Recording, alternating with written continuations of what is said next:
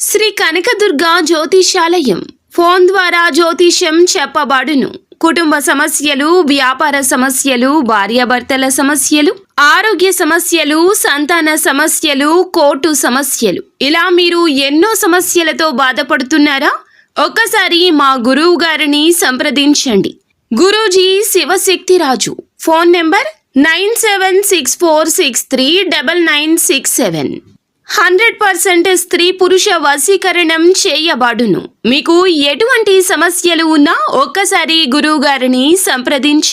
ఈ రోజున మాత్రం మీ యొక్క జీవితంలో జరగబోయేది ఇదే. ఏం జరుగుతుంది తెలుసుకోవాలి అనుకున్నా, ఎటువంటి పరిస్థితుల్లోకి వెళ్ళబోతున్నారు అని తెలుసుకోవాలనుకున్నా వీడియోని మీరు పూర్తిగా చూడాల్సిందే. చాలా దారుణం జరగబోతుంది. వీరి బాధ చూసి మీరు వణికిపోతారు. మీరు తల మునకలైపోతారు. ఆ సమస్య నుంచి వారిని ఎలా బయటపడేయాలంటూ, వారు ఎవరు, ఏం జరగబోతుంది, వారికి ఎటువంటి ఫలితాలు కలగబోతున్నాయి తదితర అన్ని వివరాలు వీడియోలో తెలుసుకుందాము.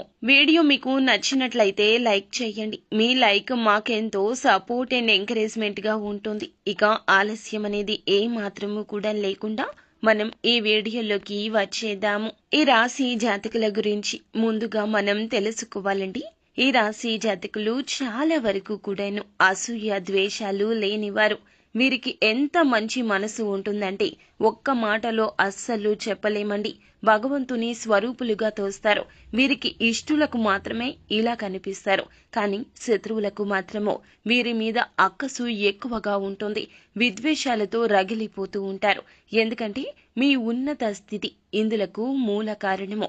వీరికి ఎంత మంచి మనసు ఉంటుందంటే ఆపద సృష్టించే వ్యక్తులకైనా కూడాను వీరు ప్రేమను పంచగలుగుతారు.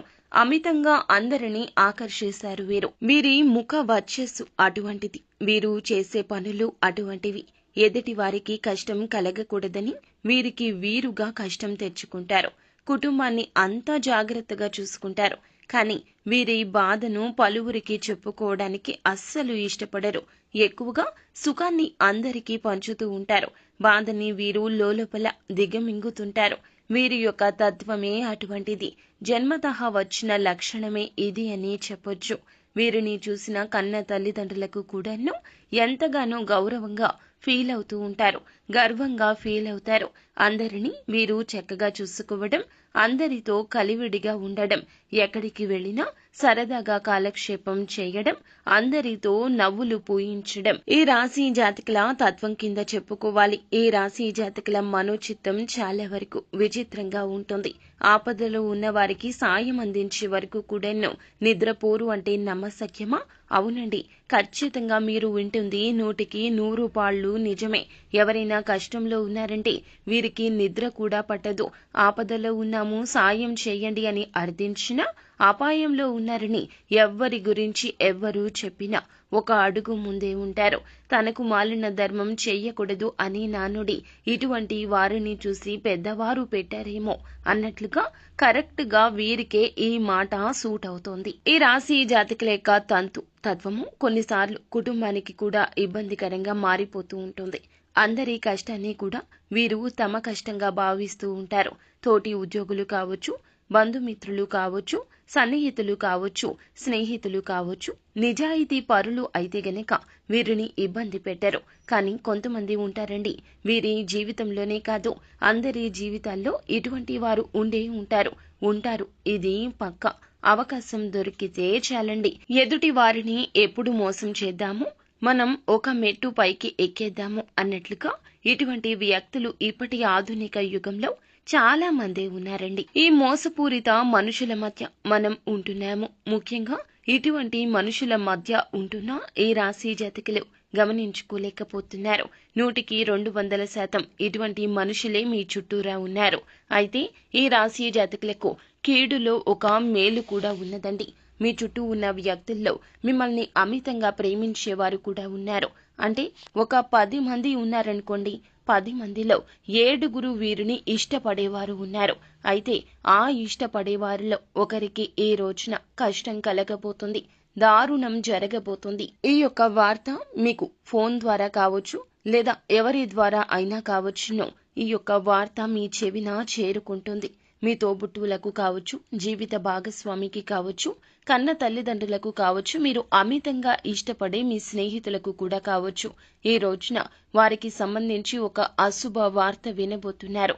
వారికి ఏదైనా యాక్సిడెంట్స్ రూపంలో కలిగిన నష్టం కావచ్చు, లేదంటే వారికి కలిగిన ధన నష్టం కావచ్చు, లేదా వారి యొక్క బంధం విచ్ఛిన్నమైంది అనే ఒక వార్త కావచ్చు మీ చెవిన పడబోతూ ఉన్నది. మీ జీవిత భాగస్వామికి లేదా మీ కన్న తల్లిదండ్రులకు వారి యొక్క కెరియర్లో లేదా వారి యొక్క జీవితంలో వినకూడని ఒక అశుభ వార్త వినడం, లేదా మీ తోబుట్టువులకు జరిగిన అన్యాయాన్ని, వారికి వచ్చిన కష్టాన్ని విని మీ తల్లిదండ్రులు చెల్లించిపోవడం, ఇలా ఏ రూపంలో అయినా కావచ్చునండి. మీకు ఇష్టమైన వారికి కష్టం కలిగింది, మీరు ఇష్టమైన వారు అందులకు దుఃఖిస్తున్నారు. ఇలా మీ ఇల్లు ఈ రోజు అంతా కూడా ఇటువంటి వాతావరణంలో మునిగిపోతుంది. వారి బాధ చూసి మీరు వణికిపోతారు. ఏం చేయాలో తెలియక భగవంతునికి మొరపెట్టుకుంటారు. కష్టం వచ్చినప్పుడు వెంటనే భగవంతుడు తప్పక గుర్తొస్తాడు. కానీ ఈ రాశి జాతకులకు భగవంతుడు అంటే నమ్మకం ఎక్కువ. నిత్యము కూడాను మీరు భగవంతుని నమ్ముతారు, ఆరాధిస్తారు, పూజిస్తారు. కానీ ఈ కష్టం ఎందుకు వచ్చిందంటూ ఈ రోజున ఆర్తనాదాలు చేస్తారు. వారి యొక్క సమస్య చూసి మీ గుండె చేరువైపోతుందండి. కానీ మీరు కూడా డీలా పడితే మీ యొక్క కుటుంబాన్ని ఎవరు పైకి తెస్తారు చెప్పండి? ఆ కష్టం నుండి పైకి తీసుకురావాలంటే మీరు కొండంత ధైర్యాన్ని చూపించాలి. మీరు కొండంత ధైర్యంగా ఉండాలి. కావున ఈ రోజున వారికి మీరు ధైర్యం చెప్పండి. మనిషి సహాయం చేయండి. వారికి అండగా నిలబడండి. మీ వెనుక మేమున్నాము, ఎటువంటి పరిస్థితుల్లో అయినా నేను ఉన్నాను అంటూ వారికి ధైర్యం చెప్పే ప్రయత్నం చేయండి. అలాగే వారు ఏదైనా బెట్టింగ్ యాప్స్లో కానీ, లోన్ యాప్స్లో కానీ, లేదా ఇతరత్ర ఎటువంటి మోసాలకు గురి అయినా వారికి ఏదైనా ధన సాయం కావాలన్నా ఒక అడుగు ముందుకు వేయండి. ఖచ్చితంగా మీరు అందించే సహాయం భగవంతుని రూపంలో వారికి అందినట్లుగా వారికి అనిపిస్తుంది. వారు మీతో పాటు ఈ రోజున మనసు విప్పి సమయాన్ని గడుపుతారు. వారికి కలగాల్సిన కష్టానికి మీరు అడ్డుగా నిలబడతారు. ఇదంతా దైవేచ్ఛ. ఈ రోజు ఇలాగే జరగబోతుంది. అలాగే ఈ రోజున ఈ రాశి జాతకులకు కాస్తంత ఓర్పు సహనం ఎక్కువగా ఉండాలని చెప్పాలి. ఇలా ఒకరికి కలిగిన ఆపద మీకు నిద్ర పట్టకుండా ఉంటుందని చెప్పుకోవాలి. ఈ విధంగా ఈ రాశి జాతకులకు గడవబోతుంది. ఈ రోజంతా పొద్దున్నుంచి రాత్రి వరకు కూడా వీరి కోసం మీరు దుఃఖిస్తూనే ఉంటారు. వారికి వచ్చిన ఆపద తొలగించడం కోసం అనేక రకాలుగా ఆలోచనలు చేస్తూనే ఉంటారు. సో ఫ్రెండ్స్, చూశారు కదా, ఈ రోజున తప్పక శివారాధన చేసుకోండి. వీలు కుదిరినప్పుడల్లా ఓం నమ శివాయ అనే పంచాక్షరి మంత్రాన్ని నిత్యము పఠించండి. వీలుంటే స్తోమతకు తగ్గట్లుగా పేదవారికి ఏదేని దాన ధర్మాలు చేయండి.